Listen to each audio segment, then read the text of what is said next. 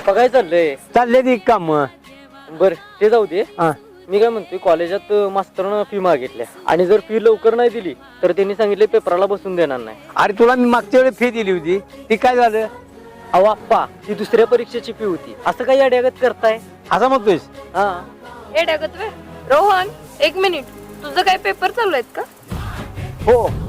अरे पण माझ्या कानावाले तुझ्या वर्गातली पोरं कुठे तर फिरायला बाहेर चालली ती. खरंय का ते? होय, जाणार आहे. पण मी नाही जाणार, कारण माझं पेपर चालू आहे आणि मला चांगल्या मार्काने पास व्हायचं. हे बघ रोहन, कॉलेजच्या परीक्षेमध्ये तू पास होशील, पण खोटं बोलून आयुष्याच्या परीक्षेमध्ये तू कधीच पास होणार नाही.